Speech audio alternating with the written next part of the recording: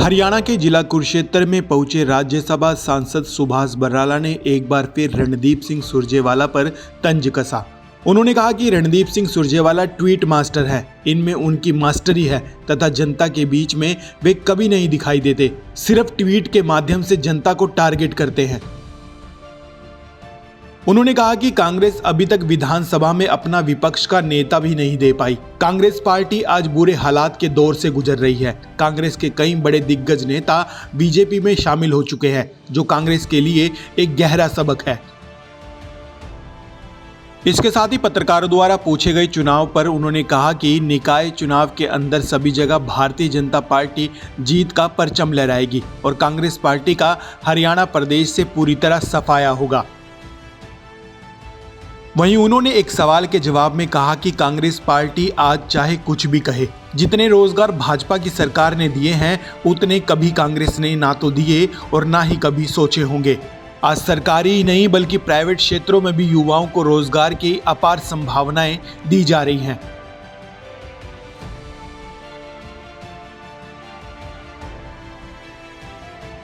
वहीं इस मौके पर राज्यसभा सांसद सुभाष बराला ने और कुछ क्या कहा, आइए आपको भी सुनवाते हैं।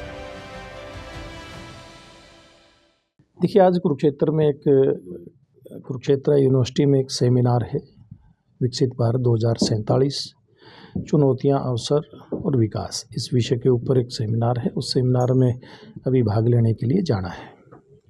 क्या कहेंगे, दिल्ली के मुख्यमंत्री, एक महिला मुख्यमंत्री, वाकई में मोदी साहब ने दिल खोल के दिया जो कुछ हमेशा देते हैं देशवासियों को? देखिए, भारतीय जनता पार्टी की अपनी एक परिपाटी है। भारतीय जनता पार्टी कि आप कितने भी मुख्यमंत्री प्रदेशों के आप देखेंगे, हर प्रदेश के मुख्यमंत्री को बनाने में जिस प्रकार से दिल्ली के मुख्यमंत्री का चुनाव जब हुआ, लोगों को बड़ा अचंभा हुआ। इसी प्रकार से अचंभित करने वाले निर्णय भारतीय जनता पार्टी लेती है। बहुत साधारण से साधारण कार्यकर्ता को भी कहां से कहां पहुंचा देना, ये भारतीय जनता पार्टी में ही संभव है। आज आप चाहे दिल्ली की बात करें, दिल्ली में हम लोगों के लिए तो और बड़ी खुशी की बात है, एक भारतीय जनता पार्टी की पुरानी कार्यकर्ता तो हैं ही और हरियाणा की बेटी भी है। एक साधारण से कार्यकर्ता के रूप में जिसका राजनीतिक सफ़र शुरू हुआ था, आज वो दिल्ली प्रदेश के मुख्यमंत्री हैं।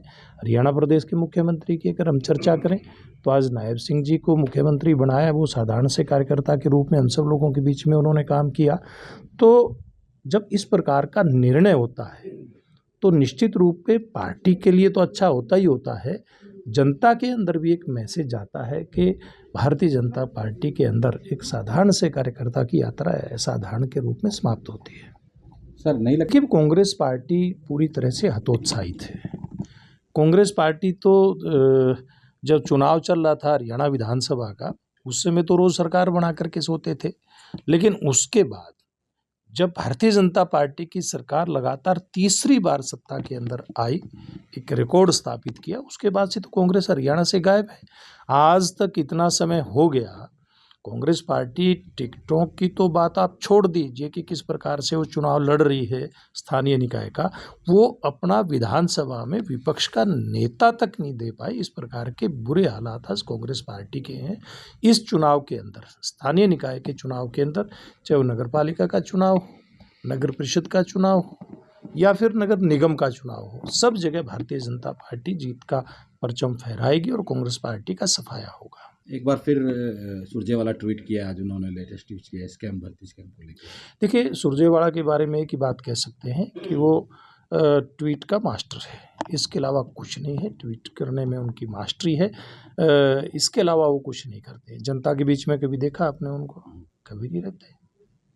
सर, डिपोर्ट का मामला संसद में बहुत जी उठाया विपक्ष ने, और अभी भी कांग्रेस कह रहे हैं कि सबसे ज़्यादा हरियाणा के लोग हैं, तो हरियाणा में बेरोजगारी सार्वजनिक। देखिए, कांग्रेस पार्टी आज कुछ भी कहे, जितने रोजगार भारतीय जनता पार्टी की सरकार में स्थायी रोजगार मिले हैं, यानी कि सरकारी नौकरियां मिली हैं, जितने रोजगार के अवसर युवाओं को उपलब्ध करवाए हैं, जिसमें एमएसएमई से लेकर के और प्राइवेट क्षेत्र में बहुत सारे ऐसे रोजगार युवाओं को मिले हैं।